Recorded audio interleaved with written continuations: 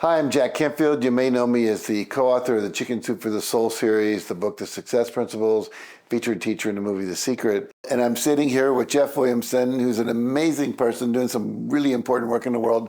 And we're going to find out about that in just a second. Welcome, Jeff. Good to be here, Jack. Thank you so much. Really appreciate it. Glad to have you here. Yes, So let's sir. start by talking about what is it you do?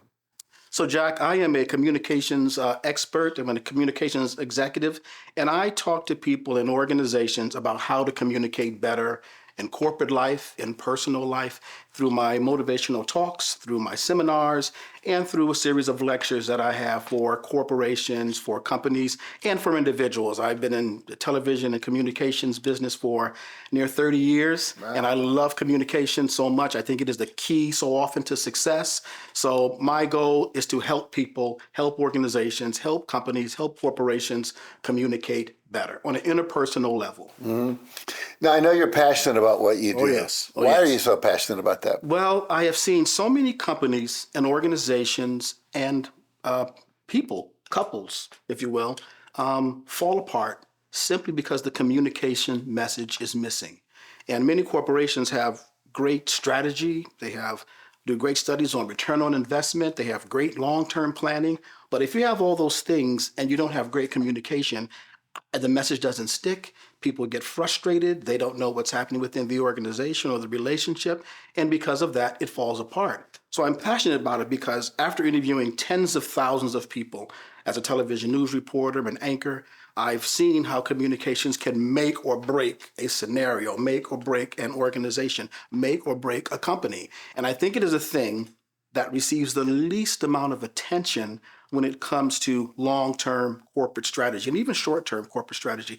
People really don't write into their plans, how am I going to communicate this effectively to the troops, to the departments, to the leaders? So I speak to a number of organizations and corporations at their conventions and seminars about how to communicate better, which I think is a severe problem in many organizations and in many relationships.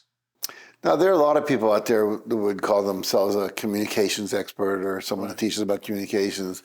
What makes you and your work unique and, let's say, better or different than others? So I have interviewed, as I said, tens of thousands of people. And when I do interview certain individuals, I ask them what is their communication strategy. And even on the highest C-level suites or the corporate levels, sometimes they have no answer.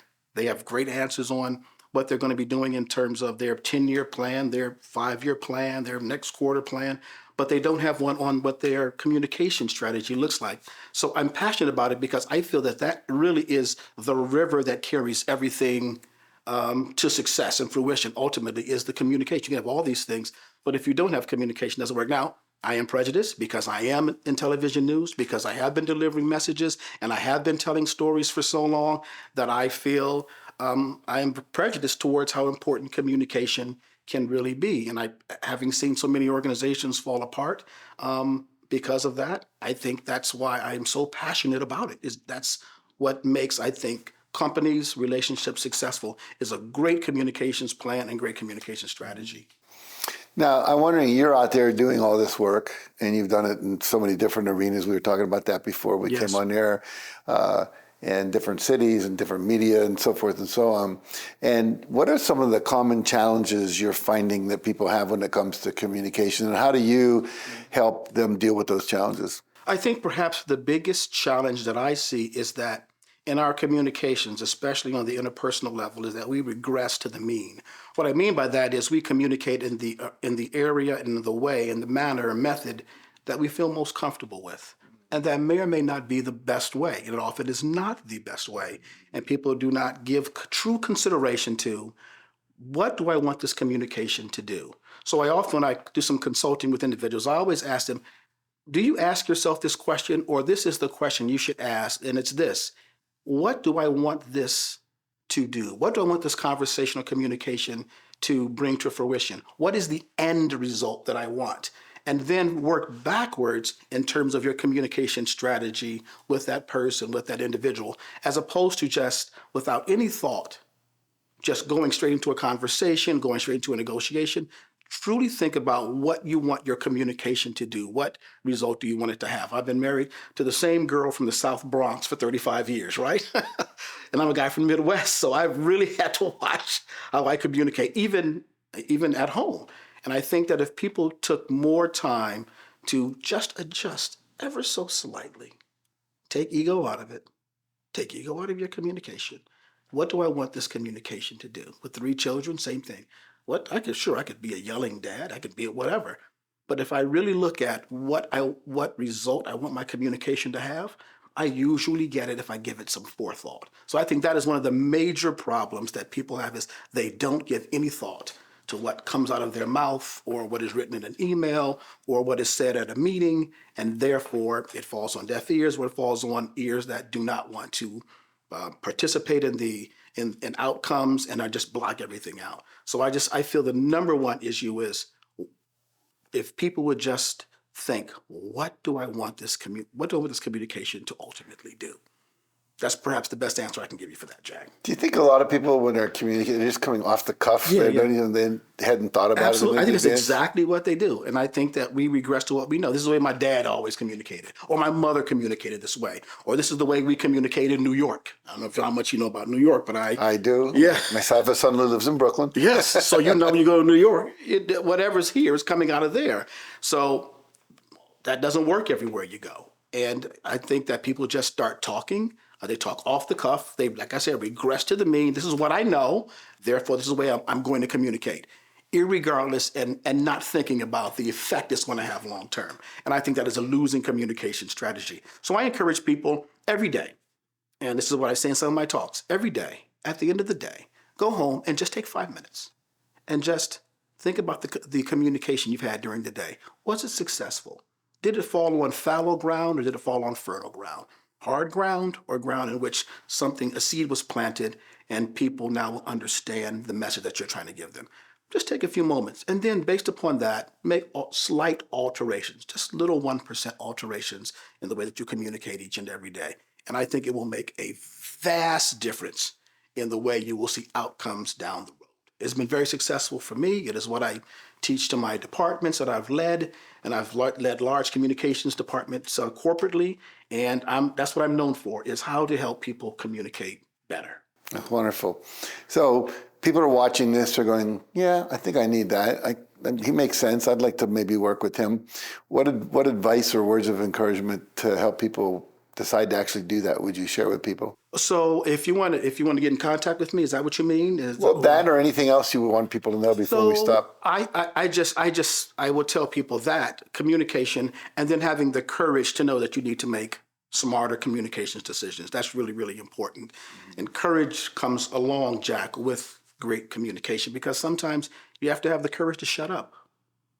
Sometimes you don't. Sometimes you want to be the big boss and shoot your mouth off. But sometimes you have to have the courage to say, you know what, let me just be quiet this one time. Let me just let this conversation go. Let me just hear what the person has to say.